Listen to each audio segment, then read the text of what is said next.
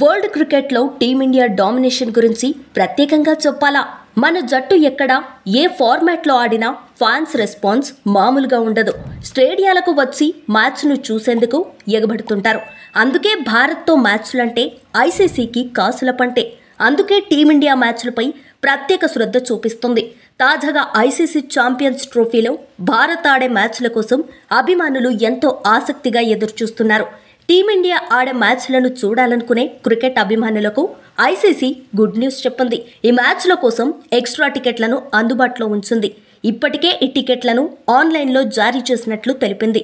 Team India ఆడే 3 group మ్యాచ్లకు అదనంగా టికెట్లు అందుబాటులో ఉంచడంతో పాటు తొలి సెమీఫైనల్కు సంబంధించి పరిమిత టికెట్లు జారీ చేసినట్లు వెల్లడించింది.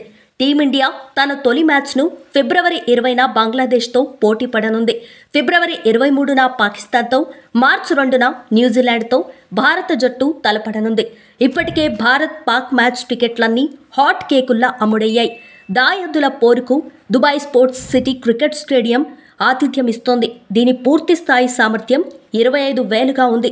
అయితే భారత్-పాక్ మ్యాచ్ టికెట్ల కోసం సుమారు 150,000 మంది ఒకేసారి ఆన్లైన్ ప్రయత్నించారని తెలుస్తోంది. అందులో 6గురిలో ఒకరికి మాత్రమే టికెట్ దక్కినట్లయింది. గంటలోపే టికెట్లన్నీ అమ్ముడుపోయాయని ఐసీసీ వర్గాలు తెలిపాయి. గత కొన్నేళ్లుగా ఇరు దేశాల మధ్య సంబంధాలు తెగిపోవడంతో కేవలం ఐసీసీ టోర్నీలో ఆసియా కప్లో మాత్రమే భారత్-పాక్ జట్లు తలపడుతున్నాయి. దీంతో ఆ మ్యాచ్లకు భారీ డిమాండ్ ఏర్పడింది. మరోవైపు మార్చి 4న తొలి సెమీస్ మ్యాచ్ నిర్వహించనున్నారు. మార్చి 9న జరిగే ఫైనల్ మ్యాచ్ టికెట్లను తొలి సెమీస్ ముగిశాక విడుదల చేస్తామని తెలిపింది. ఒకవేళ టీమిండియా ఫైనల్కు అర్హత సాధిస్తే దుబాయ్ వేదికగానే తుది పోరు జరగనుంది. లేదంటే లాహోర్ వేదికగా టైటిల్ పోరు ఉంటుంది. కాబట్టి ఫైనల్ మ్యాచ్ వేదిక ఫిక్స్ అవ్వాలంటే తొలి సెమీస్ రిజల్ట్ రావాల్సిందే. ఛాంపియన్స్ ట్రోఫీ గ్రూప్ ఏలో టీమిండియాతో పాటు న్యూజిలాండ్, పాకిస్తాన్, బంగ్లాదేశ్ ఉన్నాయి.